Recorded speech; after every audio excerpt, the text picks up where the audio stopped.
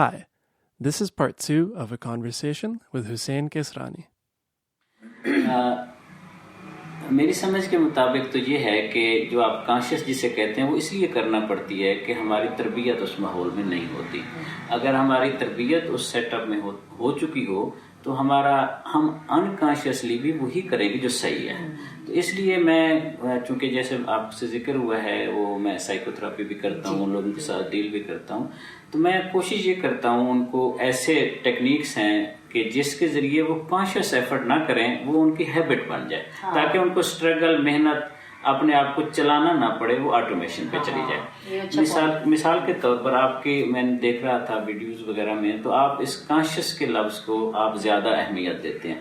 وہ اس لیے دینی پڑتی ہے کہ اگر ہماری پہلے سے ٹریننگ اس کی نہ ہوئی ہو, اگر ہو جائے. مثال میں آپ کو اس طرح دیتا ہوں کہ اگر آپ دیکھتے ہیں کہ موٹر بائک وغیرہ یا گاڑی کوئی چلانے والا ہے تو اس میں ہم جنرلی یہ دیکھتے ہیں کہ گیئر لگانا ہے, چینج کرنا ہے, کلچ دبانا ہے, وہ جمپ آ رہا ہے, وہ ٹرک آ رہا ہے. یہ کتنا تکلیف دہ ہے کہ ہر چیز کو سوچ سوچ کے کرنا.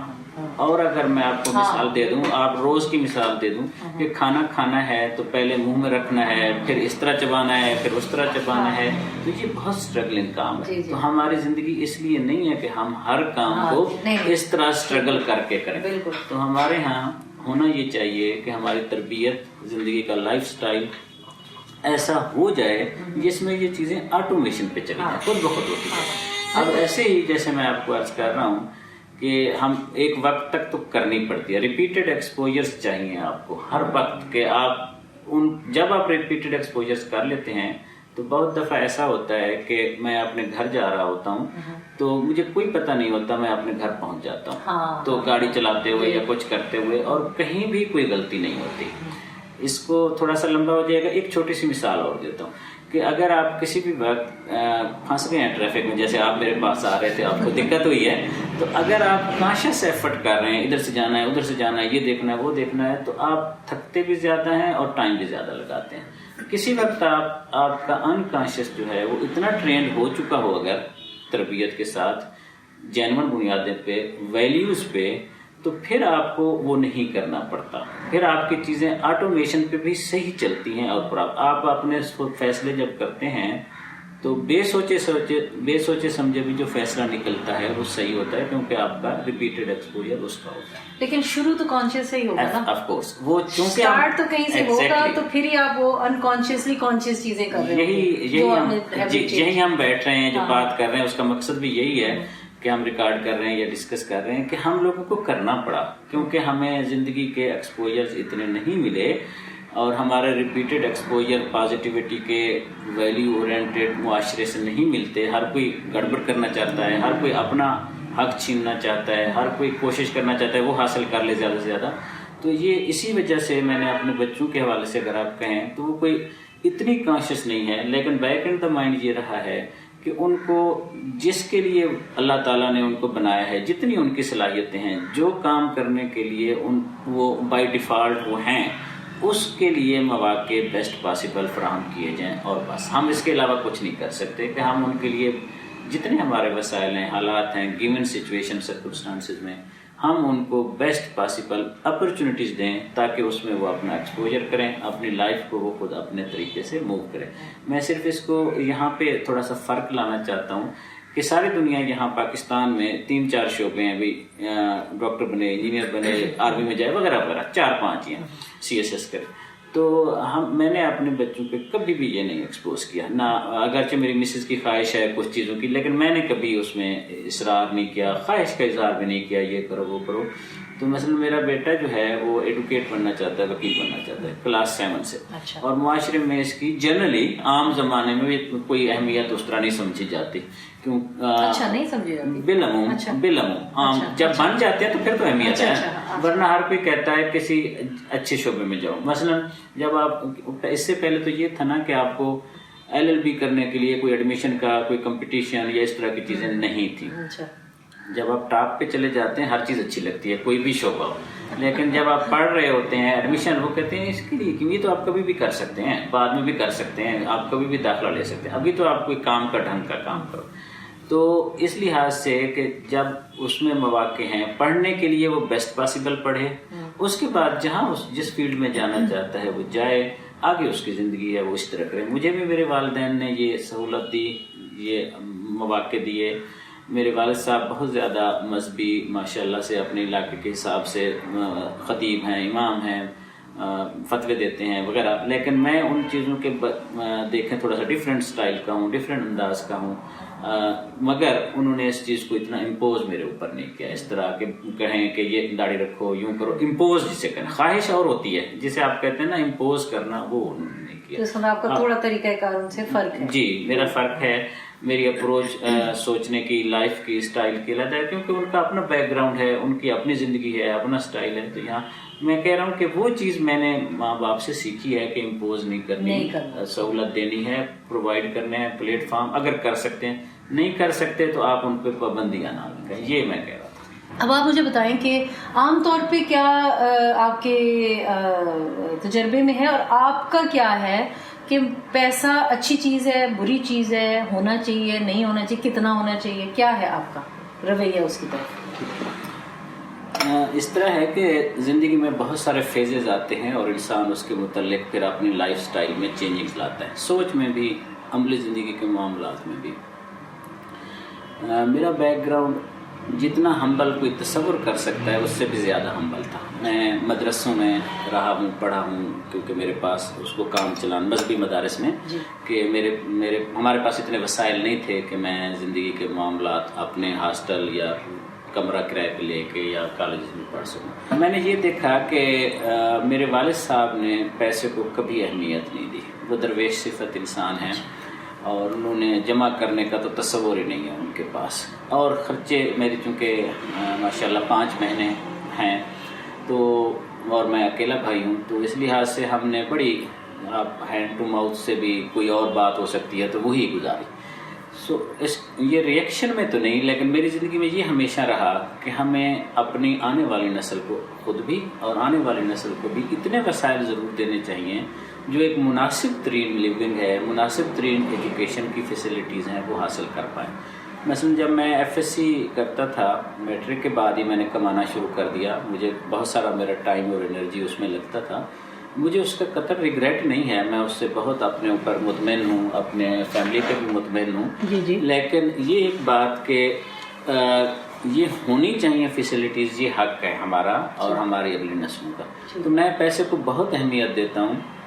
اگر ہم سمجھدار ہیں، ہم ویژن رکھتے ہیں، کوئی انسان وزڈم رکھتا ہے، تو اس کا لائف سٹائل، اس کی لیونگ، اس کے پاس زندگی کی سہولیات بھی اسی حساب سے ہونی چاہیے اور ان کو اسی چیز کو انجوائے بھی کرنا چاہیے. صحیح. تو یہ میں اس پہ بلیو کرتا ہوں، جائز طریقے سے، جتنی زیادہ سے زیادہ جتنی زیادہ سے زیادہ آپ محنت کر سکتے ہیں کریں، اور اس محنت کو اپنی سیفٹی کے لیے، اپنے بچوں کے لیے بھی رکھیں اور دوسروں کی ہیلپ کے لیے بھی جتنا آپ کے پاس میں ہو کھلا رکھیں. تو میں اس ڈیٹیل میں نہیں جانا چاہتا کہ میں دوسروں کے لیے کیا کیا کر رہا ہوں، لیکن میں نے اپنی فیملی کے لیے سب سے پہلا کام یہ کیا کہ ہمارے پاس لاہور جیسے شہر میں بیسٹ پاسبل لوکیلٹی میں اپنا گھر ہونا چاہیے. اس وقت تک ہم نے ہر مزے والی چیز جسے آپ کہتے ہیں، جس پہ آپ کہتے ہیں پیسہ کہیں ایکسٹرا لگ سکتا ہے، وہ میں نے نہیں لگایا. پھر اسی حساب سے بچے ہو گئے تو ان کی پڑھائی جو مناسب ترین سکولز ہیں اس میں ہونی چاہیے، یہ میری کوشش رہی ہے. میں پیسے کو جی بڑی اہمیت دیتا ہوں، جائز طریقے سے کما کے اور جائز طریقے سے، مناسب ترین طریقے سے، شو آف کے بغیر خرچنا بھی چاہیے. میں ایک بات بتانا چاہ رہا تھا. مجھے جو سمجھ آئی ہے قرآن کریم کی تعلیم سے، معاشی نظام سے، ایک مومن انسان یا مومن معاشرے میں جو بھی لوگ ہوں، ان کو کمائی کے ہر جائز طریقے کو زیادہ سے زیادہ اویل کرنا چاہیے، زیادہ سے زیادہ اپنی سہولتیں کمانی چاہیے. اس کے بعد اس کو جتنا ممکن ہو کھلا رکھنا چاہیے معاشرے کی بہتری کے لیے یا لوگوں کے لیے. تو میں اسی پہ ہی بلیو کرتا ہوں. ہمارے پاکستان کی سوسائٹی میں چونکہ سیفٹی نہیں ہے، سیکیورٹی نہیں ہے کسی کے لیے، کیونکہ یہ اس طرح کی سہولتیں جیسے دوسرے UK ہے یا دوسرے ممالک ہیں جہاں ملتی ہیں، یہاں ہر چیز آپ کو خود ارن کرنی ہے، خود اپنی ایجوکیشن، گھر، تعلیم، خرچے سارے. تو اس لیے آپ کو سیونگ کرنی ضروری ہے اس حالات میں. ادروائز جتنا آپ کے پاس ایکسٹرا ہو تو سہولت دوسروں کو آپ کے رشتہ دار ہیں, عزیز ہیں, ان میں بھی عام کرنی چاہیے. جی پلیز. بالکل. اچھا, اب مجھے بتائیے کہ آپ ایگو سے پہلے میں آپ سے پوچھنا چاہتی ہوں کہ آپ کو اپنے بارے میں کیا پسند ہے؟ میں سوال پوری طرح نہیں سمجھا. میں اپنی پرسنالٹی میں یا اپنی کوئی ہیبٹس میں جی آپ کو اپنی کیا چیز, حسین صاحب کو حسین کیسرانی صاحب کی کیا چیز پسند ہے؟ جی, میں اسٹرگلر ہوں, میں محنت کرتا ہوں, میں ہر سال نیا کوئی پلان کرتا ہوں کہ میں نے کیا سیکھنا ہے. ہر سال کوئی پلان کرتا ہوں. مثلا پچھلے سال میں نے, یہ جو سال گزرا ہے, میں نے عربی سیکھنے کا کیا, مثال دے رہا ہوں. اس سے پچھلے سال میں بتاتا ہوں کہ ویب سائٹ جیسے سیکھنا, اس کو کیسے کام کرنا ہے. اسی طرح ہر سال کا میں کوئی پلان کرتا ہوں کہ میں نے کیا کرنا ہے اور کیسے آگے بڑھنا ہے. ایک اہم ترین چیز تو میں یہ سمجھتا ہوں. دوسرا, میں ہر ممکن کوشش کرتا ہوں کہ میں کمٹمنٹ پہ پورا اتروں اور دوسروں سے اوور ایکسپیکٹیشن نہ رکھوں. جتنا کوئی کر سکتا ہے کرے, جتنا نہیں کر سکتا نہ کرے.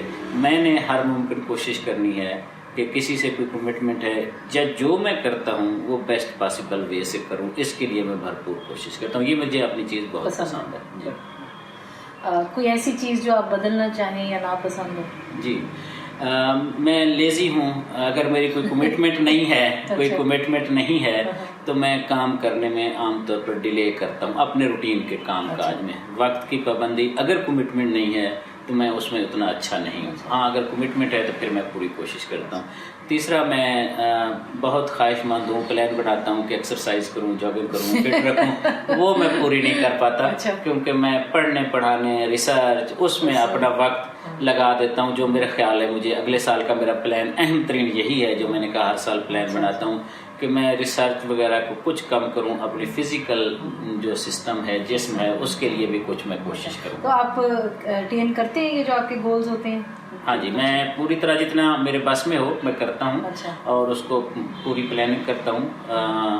چاہے میں اب جو تقاضے ہیں زندگی کے, ایج کے, حالات کے, آئیڈیل نہ صحیح, لیکن اس کو میں پوری طرح کوشش کرتا ہوں کہ میں اس کو, یعنی اس میں عمل کرتا رہتا ہوں. سارا سال لگا رہتا ہوں, اسی طرف فوکسڈ ہوتا ہوں. باقی چیزیں چلتی رہتی ہیں لیکن اس طرف فوکسڈ ہوتا ہوں. تو یعنی کہ اگر آپ نے کوئی عربی سیکھنی شروع کی ہے تو ابھی آپ اس کو سیکھتے رہیں گے یا آپ اس کو ایک سال کے بعد ختم کر دیں؟ ہاں جی, یہ بڑا اہم بات ہے بڑی.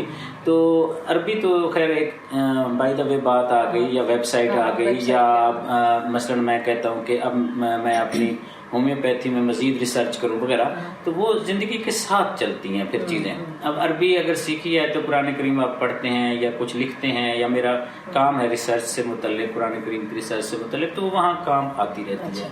لیکن میرا ایسا کام تو نہیں ہے کہ میں نے کوئی عربی پڑھانی شروع کر دی, یا اس طرح کا تو نہیں ہے, نہ ہی میرا منصوبہ, لیکن اپنے لیے, اپنی سیلف گروتھ کے لیے. اور وہ بیسکلی پہلے بھی مجھے آتی تھی, لیکن جو ایک پھر پورا سکون کے ساتھ, اطمینان کے ساتھ, ایک پلان کے ساتھ کرنا, بھی اس سال یہ کروں گا, وہ کیا. تو یہ چلتی رہے گی زندگی کے ساتھ. جی, تو اس کا مطلب اچھی ہیبٹس یہ ہیں اور بدلنے کا وہ آپ نے بتایا. جی. اب آپ بتائیے کہ عام طور پہ ہم ایگو, آپ کیا سمجھتے ہیں؟ آپ نے دینی تعلیم بھی لی ہوئی ہے, آپ اس میں میرے خیال ہے کافی انٹرسٹ بھی رکھتے ہیں, پڑھا بھی ہے, اور آپ نے دوسری تعلیم بھی لی ہے جو دنیاوی ہے, اور پروفیشنل بھی ہیں, آپ ہومیوپیتھی میں بھی ہیں.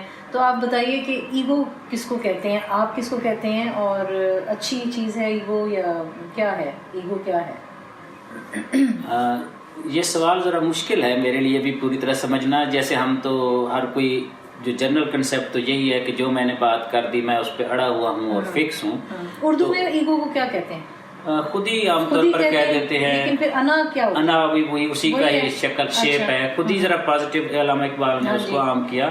انا کا مسئلہ بنانا عام طور پر محاورہ ہو جاتا ہے نیگیٹیولی. دیکھیں, ہر بندہ انڈیویجول جو آیا ہے اس کی اپنی ایک شناخت ہے, اس کی ویلیو ہے, اور وہ اپنی بیک گراؤنڈ میں, فیملی سے, اپنی تربیت سے کچھ چیزیں لے کے آتا ہے, وہ اس کو بناتی ہیں. وہ جو چیز بنتی ہے یا بندہ بنتا ہے اس کو آگے بڑھانا, بہتر کرنا, اس آئیڈینٹی کو, اس پرسنالٹی کو, اس کو اگر آپ انا کہیں تو وہ تو بہت اچھی بات ہے. لیکن انا کے لیے یہ میری انا کے خلاف ہے. یہ بات میں نے کر دیا تو بس کر دیا, میں نہیں اس کو چینج کروں گا. میری یہاں عزت کا سوال ہے, وہ ایشوز میرے لیے نان ایشوز ہیں, میں ان میں نہیں پڑتا کسی بھی حوالے سے. کہ اگر میں اپنی بات پہ واپس ہونے میں جسے آپ کہنے غلطی ہو گئی ہے تو کچھ دیر پہلے میں نے کہا بچوں سے بھی معافی مانگنے میں کبھی کوئی کباہت نہیں محسوس ہوئی. جب غلط ہے تو غلط ہے, ہم نے غلطی کی ہے اس کو ٹھیک کرنے کی کوشش کرنی چاہیے. لیکن کسی چیز پہ اڑے رہنا عام طور پر انا کے میننگ میں آتا ہے. اپنی بات کر کے اس پہ اڑے رہنا, میں مرد ہوں تو مرد کا یہ کام ہے اور مرد یوں نہیں کرتا, مرد یہ نہیں کرتا, یہ چیزیں میرے ذہن میں کبھی نہیں آئی. میں ایک عام انسان کے طور پر جو چیز مجھے مناسب لگتی ہے اس کے لیے سٹینڈ لینا, بات کرنا, لیکن ضد نہیں کرنا, اپنی بات پہ اڑے نہیں رہنا. یہ اگر میرا ایگو کا کوئی خاص ایسا نہیں ہے کہ یہ میری ایگو کا مسئلہ ہے, مجھے یہ چیزیں اس طرح نہیں فیسینیٹ کرتی یا میں اس کے لیے سٹینڈ. عام طور پہ آپ نے دیکھا ہے کہ اس کا مسئلہ زیادہ ہم بناتے ہیں اننیسیسریلی. جی بہت زیادہ, اور ایکسپیرینس میں جی لوگوں کو ہم یہی دیکھتے ہیں. تو آپ کیسے ہینڈل کرتے ہیں, کوئی آپ کے ساتھ کوئی ایگو کا مسئلہ بناتے ہیں تو آپ کیا کہتے ہیں اس کو؟ میں عام طور پر تو چھوڑ دیتا ہوں, میں نیچے ہو جاتا ہوں. میرے پاس بہت سارے ہر طرح کے لوگ آتے ہیں, ریسرچ کے حوالے سے بھی, علمی بحث مباحثے کے حوالے سے بھی, اور خاص طور پر میں جیسے کہہ رہا ہوں پریکٹس کرتا ہوں ہومیوپیتھی کی, تو کچھ ڈاکٹرز یا کچھ لوگ کہتے ہیں یہ کچھ نہیں ہے, کسی کام کی نہیں ہے, اس کا کوئی فائدہ نہیں ہوتا وغیرہ. تو میں اس پہ اصرار نہیں کرتا. میں کہتا ہوں آپ کو اگر ٹھیک لگتا ہے تو لگتا ہے, نہیں لگتا تو کوئی میری کوئی بات ماننا یا جس چیز کو میں صحیح سمجھتا ہوں اس کو لازمی دوسرے صحیح سمجھیں, اپنی بات پہ اڑنا, ڈٹ جانا, یہ میرا مسئلہ نہیں. جی good, thank you. Let's talk about, تھوڑا سا بات کرتے ہیں کہ ریلیشن شپس کوئی بھی ہو اس کو کیا ایڈوائز کرتے ہیں. آپ نے تھوڑا مینشن پہلے بھی کیا بچوں کے ساتھ اور سارا, کیا سمجھتے ہیں کہ کوئی خاص اس کی کوئی ٹپ دے سکتے ہیں ہمارے آپ سننے والوں کو اور دیکھنے والوں کو کہ ریلیشن شپ کو مینٹین کرنے کا کیا انگریڈینٹس ہیں؟ جی ٹپ اس کے لیے چھوٹا لفظ ہے, یہ زندگی بھر کا لائف سٹائل ہونا چاہیے, آپ کا وے آف لائف ہونا چاہیے ریلیشن شپ نبھانا. میں ریلیشن شپ نئے بنانا یا ان کو مینٹین رکھنے میں کوئی اتنا اچھا نہیں ہوں, کیونکہ میں بظاہر جیسا بھی نظر آ رہا ہوں اصل میں انٹروورٹ ہوں. تو میں اچھا فیل کرتا ہوں, میں اپنے کمرے میں سارا دن بیٹھا رہوں, پڑھتا رہوں, لکھتا رہوں, اس طرح کا. جو تقاضے ہیں ریلیشن شپ بڑھانے کے, میں اس میں کوئی اتنا اچھا نہیں. یہ نہیں کہ میں خراب ہوں, بگاڑتا ہوں خام خواہ یا جھگڑے کرتا ہوں, ایسا نہیں. لیکن میں کوئی دوستیاں بڑھانا, ریلیشن شپ بڑھانا, اس میں میرا مزاج ایسا نہیں ہے. تو میں زیادہ پڑھنا لکھنا یا جو کسی کی ہیلپ کر سکتے ہیں کریں اس کے لیے, اور اس کے بدلے میں کوئی جواب یا توقع نہیں رکھتا. مثلاً کسی کو میں نے ان کے خیال میں فائدہ پہنچایا تو وہ مجھے کوئی دوبارہ 6 سال فون نہ کرے, 7ویں سال فون کر کے پھر مجھ سے ہیلپ مانگے, تو مجھے کچھ نہیں فرق پڑتا. بلکہ وہ بندہ کہہ رہا ہوتا ہے کہ حسین صاحب, کسرانی صاحب, ہم تو اس وقت ہی آپ کو فون کرتے ہیں جب کوئی کام ہوتا ہے, تو مجھے اس میں کوئی ذرا بھی نہیں فیل ہوتا ہے کہ اس نے اتنی دیر بعد کیوں فون کیا. میں کہتا ہوں ضرورت پڑی تو آپ نے فون کر لیا, اس میں کیا حرج ہے. تو ریلیشن شپ رکھنا آپ کے لیے آسان ہے؟ یعنی میرے لیے آسان ہے اگر آپ کہیں تو, لیکن جو تقاضے ہیں ریلیشن شپ بنانا, ان کو مینٹین کرنا, اس کے لیے آگے بڑھنا, تو میں آپ کو اپنی بتا رہا ہوں مزاج کہ میری پرسنالٹی اتنی نہیں ہے کہ میں عام طور پر روٹینسٹ ہوں. میں اپنے کام پہ جاؤں گا, وہی کام کروں گا, وہ آؤں گا. جو تعلق بنے ہوئے ہیں ان کو بگاڑتا نہیں ہوں, بگڑتے نہیں ہیں ان کے ساتھ, کیونکہ نیک دلی اور خلوص سے بنے ہوئے ہوتے ہیں. اور جس سے جتنا ہے آگے گرو کرے گا تو کرے گا, لیکن ٹوٹنے کا, جھگڑا کرنے کا, مسائل ایک دوسرے سے ڈسٹرب کرنے کا ویسا نہیں ہے.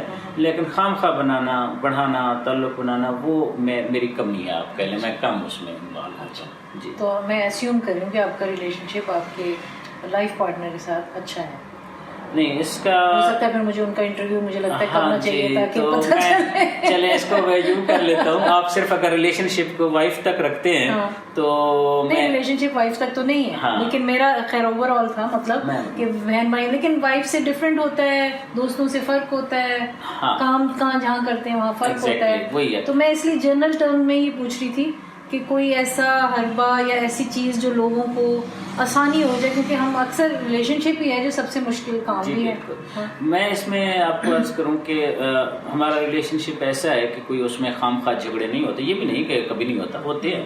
جھگڑے سے مراد ہمارا کبھی بھی جسے لڑائی جھگڑا والی کیفیت ہے وہ کبھی بھی نہیں ہوا. اس میں آپ کا ہاتھ ہے یا ان کا ہاتھ؟ ان کا بھی بڑا ہاتھ ہے, میرا بھی ہے, ان کا بھی ہے, میں سمجھتا ہوں برابر کا ہے. یا کسی ہم عام سنتے ہیں کہ وہ ناراض ہو کے بیوی چلی گئی ہے ادھر, تو ہمارا ایک تو یہ ہے کبھی بھی بول چال بند نہیں ہوتا. ضرورت کا بول چال, ناراض بھی ہوں, جھگڑا بھی ہوں, تو وہ اپنے حالات اور سسٹم گھر کا اسی طرح چلتا رہتا ہے. وہ میری چیزوں کا اسی طرح کیئر کرتی رہتی ہیں, میں ان کے تقاضوں کا, بلکہ میں تو اوور کیئرفل ہو جاتا ہوں. جب اگر کوئی چھوٹا موٹا ہمارا کلیش زندگی میں ہوا ہے تو ایکسٹرا کیئرفل ہو جاتا ہوں کہ اس ناراضگی کی وجہ سے کوئی چیز میں کمی نہ رہ جائے. تو یہ ایک چیز ہے. لیکن یہ کہنا کہ کوئی مسئلہ ہی نہیں ہوتا, کوئی جھگڑا ہی نہیں ہوتا, ایسا نہیں ہے, کیونکہ ہم دو مختلف مزاج کے لوگ ہیں. مسز میری بھی سب خواتین کی طرح ڈیمانڈنگ ہوتی ہیں, ٹائم, توجہ, گپ شپ لگانا, ہلا گلا کرنا. تو میری پرسنالٹی تھوڑی ڈیفرنٹ ہے, ان کی تھوڑی ڈیفرنٹ ہے. تو اس میں ہمارے اندر کوئی جھگڑے والی نوعیت نہیں آتی, ریلیشن شپ بہت اچھا رہتا ہے. لیکن وہ جو ایک آئیڈیل ریلیشن شپ اگر کوئی آپ توقع کر رہے ہیں مجھ سے, تو میں آپ کو بتاؤں گا آنیسٹلی کو اتنا آئیڈیل نہیں ہے. لیکن جنرلی دنیا داری کے حساب سے دیکھیں تو آئیڈیل ہے کہ جو میں پرووائڈ ان کو کر سکتا ہوں وہ out of the way provide کرتا ہوں. پیسوں کے حساب سے جتنے میرے وسائل ہیں ان میں کبھی بھی نہیں پوچھتا کہ کیا خرچ کیا, کیا نہیں کیا, کدھر کیا. اس طرح کی چیزیں, آنے جانے کا والدین کے پاس یا کسی جگہ آنے جانے کا قطعاً کوئی رکاوٹ تصور ہی نہیں کبھی کیا کہ کب جانا ہے کب نہیں آنا, وہ فیصلہ کرتی. لیکن ایک چیز ہے جو میری مسز مس کرتی ہیں, وہ یہ ہے کہ میں ان کو out of the way time دوں, ان کے لیے پلان بناؤں, کہیں آؤٹنگ پہ جائیں زیادہ. تو میں جیسے بتایا ہے کہ میں پڑھنے لکھنے, سوچ والا, غور کرنے والا ہوں, تو میں ان کا وہ تقاضا ان کی خواہش کے مطابق نہیں پورا کر پاتا. اس کا مجھے احساس ہے اور اس کا ان کو بھی شکوہ رہتا ہے. تو اس میں آپ یہ سمجھتے ہیں, جو میں نے کچھ عرصہ پہلے سیکھا ہے, کہ ایک ہی انسان سے آپ ہر چیز نہیں لے سکتے. تو اسپیشلی ہسبینڈ وائف میں ہم سمجھتے ہیں کہ اب وائف ہے تو وہ ہر چیز ہوگی, اور اسی طرح وائف سمجھتی ہے کہ ہسبینڈ ہر چیز پرووائڈ, وہ دوست بھی ہو, وہ ٹائم بھی دے, وہ پرووائڈر بھی ہو, وہ ہر تقاضے کرے. تو میرا خیال ہے کہ یہ ٹو مچ ڈیمانڈ ہے جو کہ نہیں ہونی چاہیے. اور میرا خیال ہے جو نئے جوڑے بننے جا رہے ہیں یا بن چکے ہیں ان کو, اور جو ہیں آلریڈی, میں نے یہ سیکھا ہے کہ میرا خیال ہے کہ یہ ناجائز بات ہے ایک ہی بندے سے ساری توقعات لینا. تو آپ نہیں ہو سکتے, لیکن then when she has to look اور یو ہیو ٹو لک. جو باقی سارا کچھ پرووائڈ ہو رہا ہے ضروری تو نہیں کہ وہ بھی ہو. جی یہ تو اگین وہی بات کیا سمجھتے ہیں, میں بھی یہی آپ کی طرح کریں گے آپ اس سے یا ڈس ایگری؟ چونکہ اس میں بہت سارے فیکٹر ہیں, تجربے ہیں, زندگی کے لائف سٹائل ہیں, اس میں سیکھنے کے بعد میں تو اس میں کلیئر ہوں. جی میں ڈیمانڈنگ نہیں ہوں بالکل. جیسے میں نے آپ کو کہا کہ مجھے کوئی دے دے تو کوئی out of the way favour, تو میں اس کو اپریشیٹ کرتا ہوں. اپریشیٹ کرتے ہیں بہت زیادہ اوور. کیسے, کہنے سے کرتے ہیں یا کر کے کرتے ہیں؟ کہنا تو لازمی کرتا ہوں. مثال کے طور پر میری مسز کی اگر طبیعت خراب ہے, اس کے باوجود اس نے کوئی میرے لیے کام کیا, کوئی جو میں سمجھتا ہوں اس کو نہ کرتی تب بھی مناسب تھا, کوئی حرج نہیں تھا, تو میں اس کو اکنالج کرتا ہوں کہ آپ کی طبیعت بھی خراب تھی, آپ نے پھر بھی یہ کر دیا, بہت شکریہ. یا ان کے سامنے ان کے بچوں کو کہتا ہوں دیکھو آپ کی ماما اس کے باوجود تھکی ہاری تھی, یہ بھی کر دیا. جو بھی وہ کرتی ہیں آپ کے ساتھ ایسا؟ جی میں آگے کہہ رہا ہوں. تو یہ میں کرتا ہوں. ان کا جہاں تک تعلق ہے, اگین وہی بات جو آپ نے کی ہے, ہم ہر ایک سے ہر چیز نہیں ایکسپیکٹ کر سکتے. میں قطعاً ایکسپیکٹ نہیں کرتا, مگر ان کی اپنی پرسنالٹی, میں سمجھتا ہوں کہ وہ اتنے آؤٹ اسپوکن نہیں ہیں, ایکسپریسو نہیں ہیں. تو یہ ان کی اس کو میں کمزوری بھی نہیں کہتا, ان کی پرسنالٹی ہے. میری اپنی پرسنالٹی ہے. میں سمجھتا ہوں کہ میری بھی کچھ چیزیں ایسی ہیں جو ان کے لیے آئیڈیل نہیں ہیں, ان کی کچھ چیزیں ہیں جو میرے لیے آئیڈیل نہیں ہیں لیکن میرے لیے پرابلم بھی نہیں ہے. تو یہ وہ چیز ہے جس میں آپ کہہ سکتے ہیں کہ ہم ریلیشن شپ کو مینٹین کر پاتے ہیں. ان کی خواہشیں ہیں کہ کچھ اور ہونا چاہیے تھا, جو کہ آپ نے کہا کہ ہم آہستہ آہستہ زندگی میں سیکھتا ہے بندہ کہ اپریشیٹ کرتا ہے, پھر ہاں بھائی یہ چیزیں بھی اتنی بھی کافی تھیں, لیکن ہو سکتا ہے وہ نہ اپریشیٹ. ہاں وہ ٹائم کے ساتھ اگر کر لیں تو ذرا آسانی ہو جاتی ہے. تو اب آپ کو کسی چیز سے ڈر لگتا ہے زندگی میں؟ جی ایک تو خاص طور پر میں جیسے کہا کہ میں اکیلا تھا زندگی میں, ماں باپ کا, بہت سارے لوگ اکیلے ہوتے ہیں, اب تو عام بات ہے. تو مجھے ہمیشہ یہ رہا ہے کہ سچی پوچھیں تو مجھے کچھ نہ ہو جائے تاکہ میرے ماں باپ نہ مسئلے میں. میری یہ ایک فیلنگ کافی عرصہ رہی ہے انسیکیورٹی کی, کہ مجھے کچھ ایسا نہ ہو جائے جس سے پھر میرے بعد میرے ماں باپ کسی قابل نہ رہیں, یہ بات. اس کے علاوہ جو خاص طور پر ڈر کی بجائے میں اس ڈر کو, اس کی تیاری کرنے کی کوشش کرتا ہوں. مثلاً अभी से मैं रिटायरमेंट की तैयारी शुरू कर चुका हूँ। यानी अब मेरा इरादा था कि 50 इयर्स की एज तक मैं सेट हो जाऊँ। मैंने ये सोचा था कि मैं 40 साल की एज तक ये कर लूँ, 45 तक ये कर लूँ। और मुझे हैरत होती है, खुशगवार हैरत होती है, जो आप प्लानिंग 5 साल की करते हैं 90% वो 2 साल में पूरी हो जाती है। ये अगर आप फोकस्ड हैं और प्लान करते हैं, मोर देन 90% वो वक्त से बहुत पहले तैयार हो जाती है। तो मैं उसी पे ही चल रहा हूँ। ये जो मैं अब काम, जो मैंने आपको बताया होम्योपैथी वगैरह का, या मैं काम तो कर रहा था काफ़ी अरसे से, लेकिन मेरा गोल ये था कि मैं 2020 में इसको क्लियरली फोकस करूँगा। लेकिन 2017 में मैं ऐसा इसमें इन्वॉल्व हो गया कि मैं मेरा काम मतलब इतना हो गया कि मेरे से कंट्रोल नहीं हो रहा। हालांकि मेरा प्लान 3 साल बाद का था कि मैं जब इसको फोकस करूँगा, मैं कर तो काफ़ी अरसे से ये रहा था, लेकिन मेरा ख्याल था मैं इसको धीमे धीमे चलूंगा, मगर प्लान से बहुत पहले आपकी इनकम वाइज और आपकी जो पेशेंट्स हैं या लोग हैं अप्रिशिएशन वाइज, या लोगों को जो फायदा हो रहा है, वो मेरे वहम गुमान से जो मैंने 2020 का सोचा था उससे भी कई गुना ऊपर। अच्छा जी, ये होता है। ठीक, congratulations, thank you so much, thank you. तो ये तो बड़ी अच्छी बात है। मुझे भी आपसे अभी करना है कि आपके डॉक्टरी को मैं कैसे उससे हम इसको डिस्कस करेंगे कि कैसे मैं करता कैसे हूँ, वो आप डिस्कस करेंगे, फिर हम देखेंगे। ठीक है, अब आते हैं लास्ट लेग ऑफ क्वेश्चंस, और उसमें ये है कि शुक्र की क्या अहमियत है आपकी जिंदगी में?